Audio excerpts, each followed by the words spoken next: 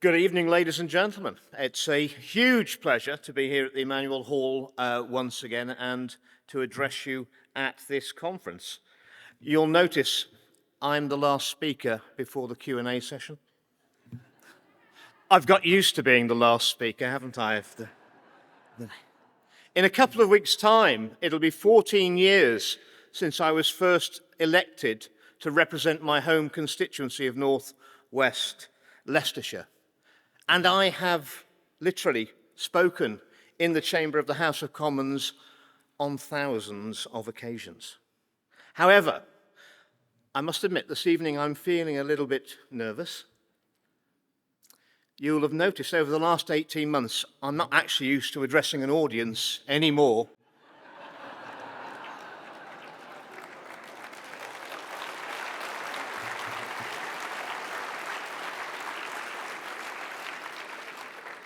And if I am addressing an audience, they're normally trying to get out the back door as I stand up. I'm going to talk about the vaccine harms. I'm well aware of many of the important issues that have been presented to you this evening. I've concentrated, to start with, on the vaccine harms because, very sadly, none of the governments around the world, they can manipulate the figures, manipulate the debates, but very sadly they can't hide the bodies. And I spoke out for the first time in December 2022 when the Medicines and Healthcare Regulatory Agency were seeking to get authorization from the government to extend the authorization of the vaccines down to children of 5 years old down to 6 months. And from the moment I spoke out in that chamber of the House of Commons, my life changed. I was no longer invited onto any mainstream media. I was counselled.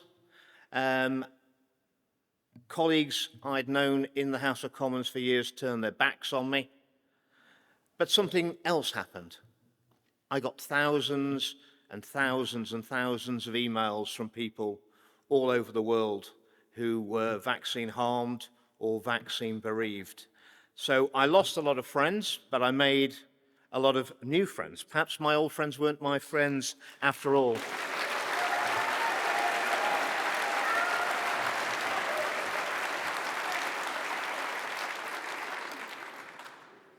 And as a result of that speech on the 13th of December 2022, and the government, of course, said that I was a conspiracy theorist.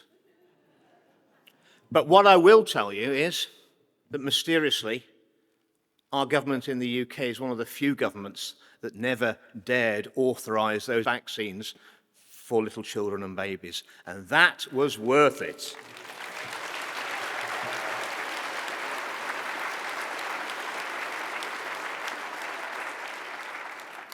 I was suspended from the Conservative Party on the 11th of January 2023 for alleged anti-Semitism, for retweeting a Jewish scientist paper from the Hebrew University of Jerusalem.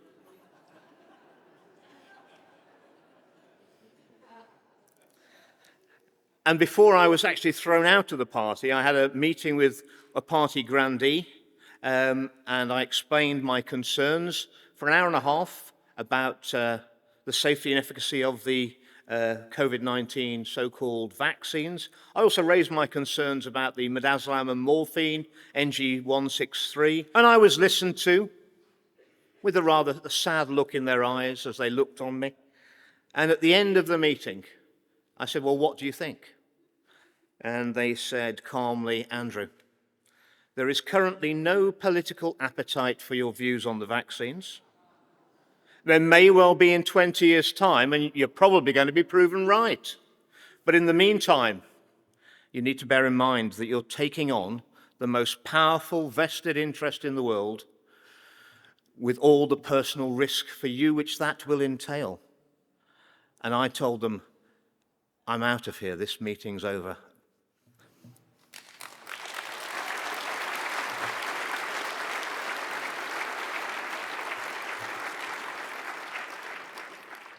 When I spoke out on the 17th of March on the safety and efficacy of the booster programme, quoting the government's own data back to them in that debate, and the number needed to vaccinate with the booster, which is supposed to be safe and effective, which is going to keep one person out of hospital. And the government data was put into decade-size age groups, and also split into healthy and those with comorbidities, the at-risk groups for each age group.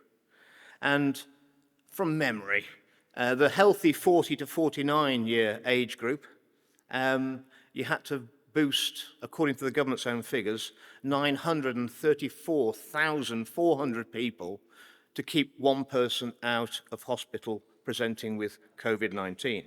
And with a severe adverse event rate of 1 in 800 of the boosters, you were going to put about 1,150 people at risk of death or serious injury, life-changing injury, to keep one person from presenting at hospital, not going into intensive care, just presenting at hospital with COVID-19. Again, the government said I was a conspiracy theorist, but within 3 weeks, the government had restricted the boosters to only the over 75s and the immunosuppressed. I've become extremely suspicious in the mother of all parliaments of any topic which my colleagues don't want to talk about.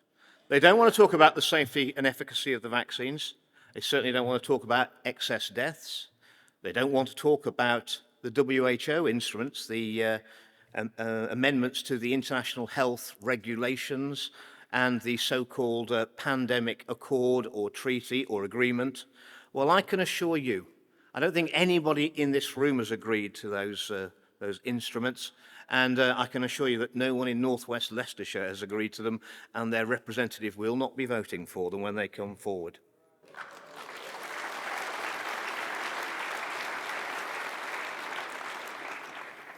I believe I actually had the first ever debate in any parliament in the world on excess deaths, and it took some doing.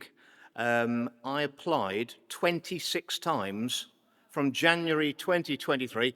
I can only apply once a week. I can only apply in a sitting week of Parliament for the debate on excess deaths, and I had 26 times that my request was refused before I finally got a date. And it always came back unsuccessful in ballot. You can see why I don't play the lottery, can't you? Following that, I managed to bring over, I think we had 6 or 7 MPs turned up to that debate on excess deaths. It was the end of the parliamentary week, the last adjournment debate of that session.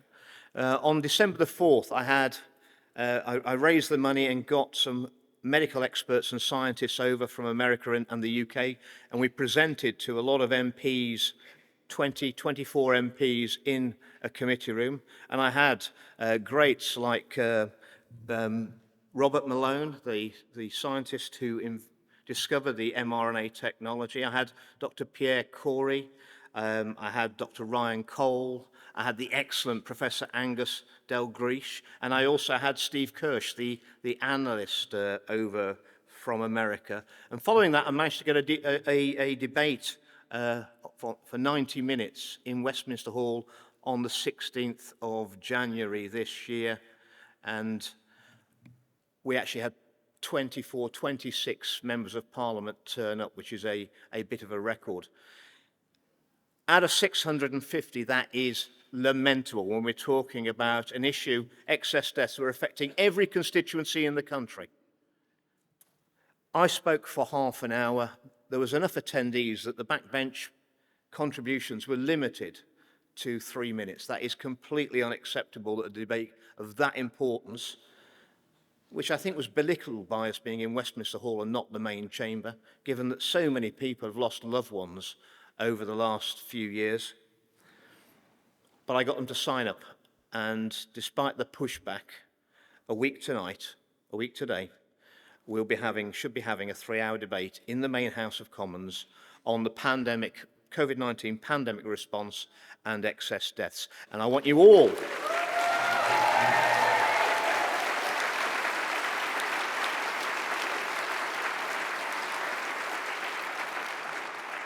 I want you all to put pressure on your own elected representatives from wherever you come in the country and say how important it is that they attend that debate a week today in the main chamber and listen and hopefully contribute to that debate, because it might be the first debate we're going to have full debate in the main chamber, but I'm very sad we're not going to see an end to the vaccine harms yet. The first step to sorting out a problem is admitting we've got a problem, and we're a very long way in our Parliament from admitting that. There's some really big issues that we're facing. It is very much a fight for the future of humanity, and I guess it must be a conspiracy because our so-called elected politicians who are there to represent the people are making the same ludicrous mistakes that are detrimental to your future and the future of our children in all the countries of the world. How can that be?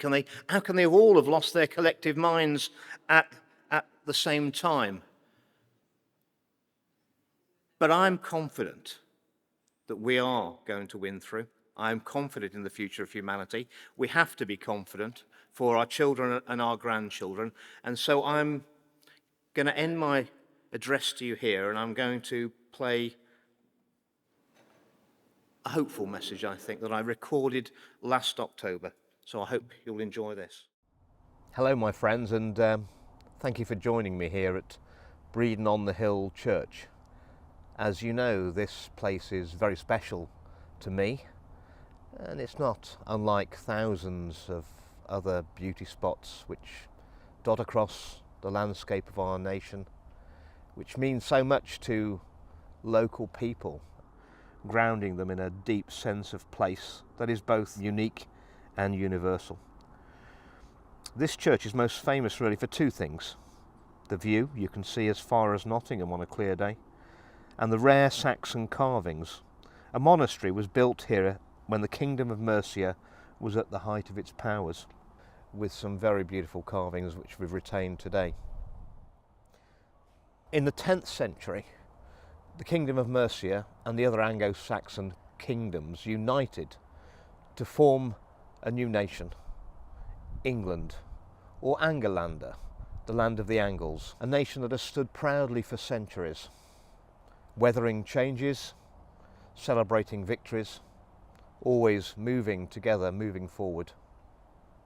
But now our nation stands on a precipice, unfortunately, of our own making. We have allowed globalists with no care for our nation, but for the nations of our brothers and sisters around the world, to buy their way into the command structures of our countries, and they seek now to transform the vibrant colours of our nations into one bland and uniform shade of grey. They poison our blood with untested medical products. They poison our bodies with food drenched in pesticides. They poison the minds of our children by spreading the nonsense that men can be women and women can be men.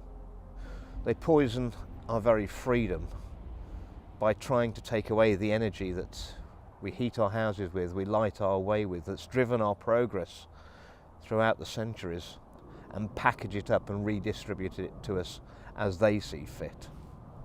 And the politicians you elect to represent our nations assist them in their mission, which is nothing less than the murder of those nations. But things are changing fast.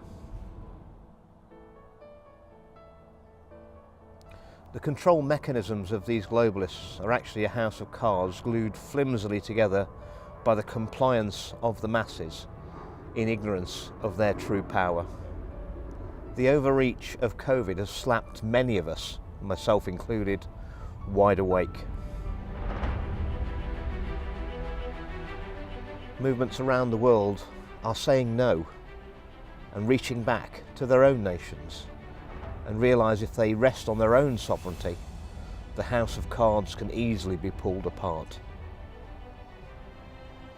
As more people wake up, the more these billionaires and their pet bureaucrats realise that their power and their control is actually slipping away. Since that control is actually based in fear, it's their natural instinct to dial it up on us, to redouble their efforts. So you must learn, we must learn, to live our lives without fear. We need to laugh, to live and to love in the face of adversity. There is nothing to fear from a virus that kills at approximately the same rate as annual influenza. There's nothing to fear about climate change because the climate has always changed. And as they shepherd us towards a third world war, how will fear help us if that nightmare comes to pass? The only thing you should be afraid of is a future planned by globalists, whose project requires your compliance and has no room for your links to special places like this. These people will not relinquish their power easily or lightly. We're going to be in for a bumpy ride.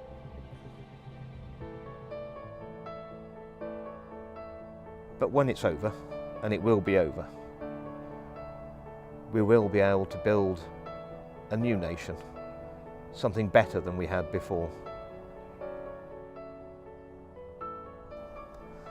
The Saxon kings and queens and countless English men and women fought and died so you and I could live in a nation that was prosperous, safe and free.